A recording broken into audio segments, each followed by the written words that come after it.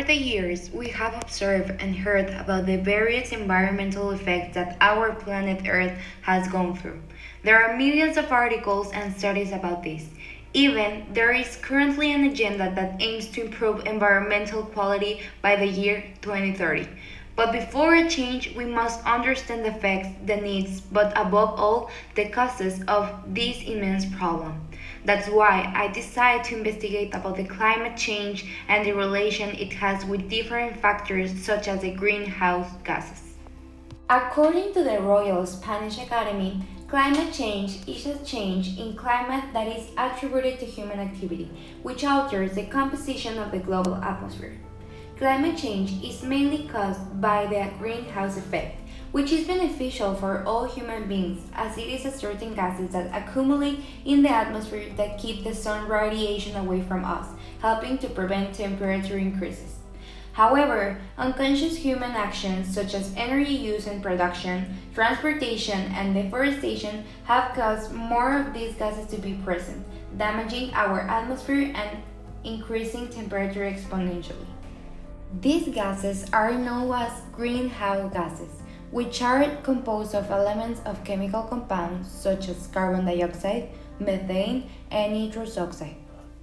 In recent years, there have been several studies where scientists determine the levels of gases and the relationship they have with increasing temperature. So my hypothesis is if carbon emissions increase, then the temperature will increase. In order to confirm this hypothesis, I had to state three types of variables that helped me to find my answer.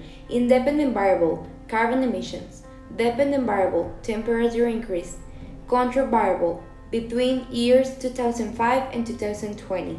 During this research, I found a database of the World Meteorological Organization with the bulletins of the greenhouse gases of all the years. These bulletins contain a summary of the year, graphs, photos, but the most important part was a table showing the global concentration of the year, the percentage increase compared to 70-50, the absolute and relative increase between year and year, and finally the average increase in the last 10 years. This information was very useful for me as it was my guide to develop my tables and graphs. In this table, we can see the year, the concentration of each gas, and the temperature. The interesting part of analyzing this table is to see how the increasing concentration of greenhouse gases affects the temperature. Here we have it in a more visual way and much clearer. First, we have carbon dioxide, and we see clearly how the graph goes up. The same with methane and nitrous oxide. Continuing with the research process, I made another table with the percentage increase from year to year and an average of the temperature increase between the 2 years. Here we can see that there were years where certain gases went down, as in the case of 2005 and 2006. But as you can see, it was always increasing as well as the temperature. To finalize my research and to be completely sure that my hypothesis is correct, I decided to make a graph that will show me the trend line of my greenhouse gases. In order to identify the trend line of my graph, I tried different equations. However, the one that best suited my starting point and end point was a polynomial equation. Clearly, the trend line begins to increase as the concentration of gas increases. Because the x-axis data is divided, the trend line has a point where an end can be observed.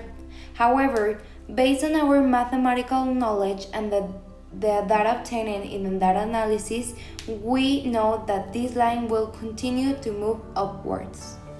Finally, after all the research, we can confirm our hypothesis. If carbon emission increase, then temperature will increase. So, as a conclusion, climate change is a severe problem, since as demonstrated in this project, the more gases at the atmosphere, the temperature will increase. This has many consequences such as the loss of millions of tons of ice in Antarctica, the sea level rise, extinction of species, and even this could affect social and economic areas.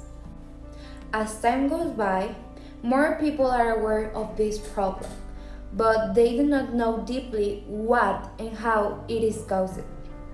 So it is important to share this information make awareness campaigns, and finally, make a strategic and united plan involving governments, organizations, citizens, and technology to combat this problem and be part of the change.